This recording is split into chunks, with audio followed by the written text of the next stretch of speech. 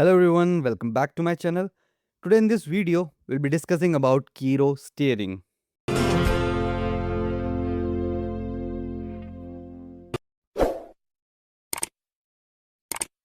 So if you have already started working on AI tools, you must be facing this problem. You tell the AI how your project works, you explain your coding standard, architecture, naming convention, preferred libraries, and other project rules. And you do this for every session when you start a new chat. Okay, so Kiro provides a solution for this through steering. You can use steering concept instead of providing all these things again and again, giving context again and again on every session, every chat. So in simple terms, steering gives Kiro persistent knowledge about your project. Through what? Through the markdown files, .md files. Instead of repeating the same instruction in every conversation, you can put those instructions into steering files and make them part of Kiro's project context. So I want you to remember one simple mental model throughout this video. Task tells Kiro what to do, and steering tells Kiro how your projects work. For example, your task might be create a new API, okay, about this functionality. But your steering can tell Kiro how API should be structured, what convention to follow, what architecture pattern the project uses.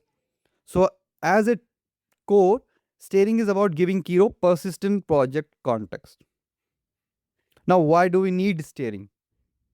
Imagine you're working with Kiro, and every time you start a conversation, you have to tell it follow our coding standard, use existing project pattern, architecture, approve libraries, add test cases. Okay, all this again and again. And this is a repetitive task.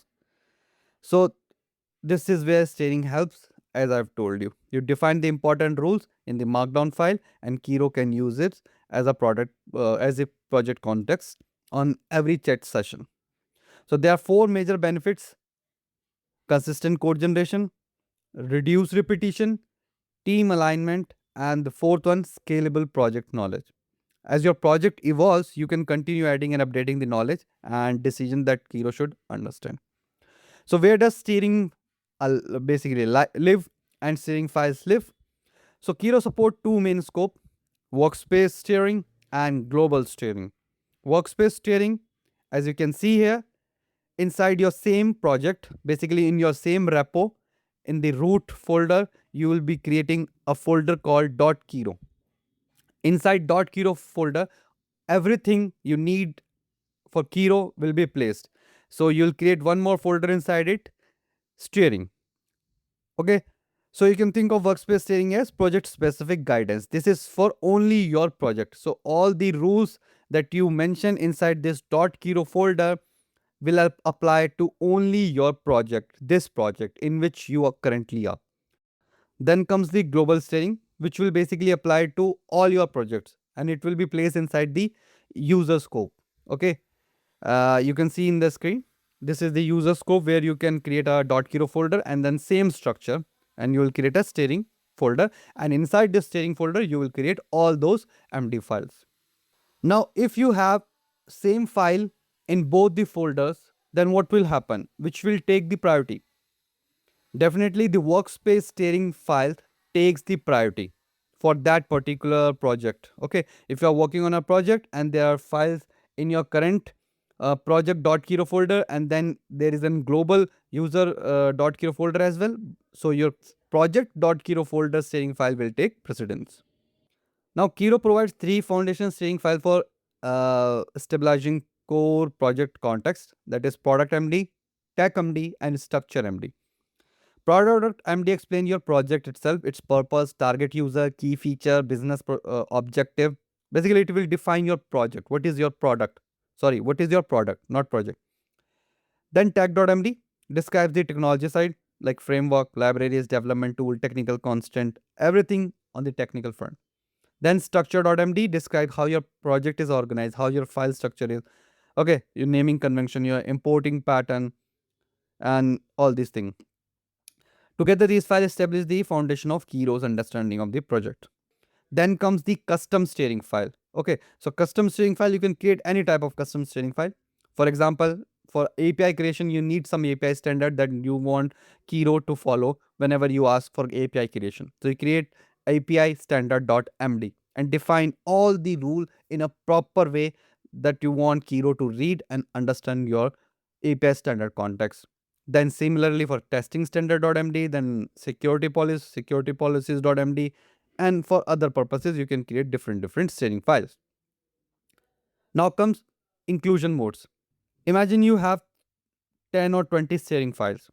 Should Kiro load every single one of them on every request, on every session when you basically asking for API creation? So should it basically also apply the security or testing test cases, uh, rules, everything at the same time? No, right? For that, we add the inclusions mode. So there are four type of inclusion mode: always, file match, manual, and auto. Always means the string file is loaded for every interaction. You want this file to be loaded for every session, for every interaction. Then comes file match. This will trigger only when a particular pattern of file matches. You will define a file match pattern in your file, and if that pattern matches, okay, then only this rule will apply. Then manual mode, where you decide if you want to run this steering file or not. Then you have to manually enter in your basically chat area hash and the name of the file, and then you say use this steering file for all this context. And then comes auto. You define auto, then Kiro will automatically decide it. Okay, and if you do not define anything, by default it will be always.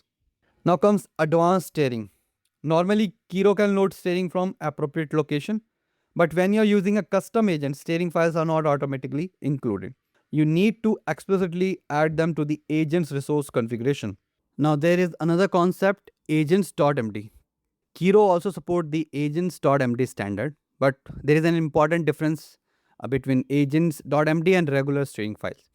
Steering file supports inclusion modes such as always, file match, manual, auto that we discussed.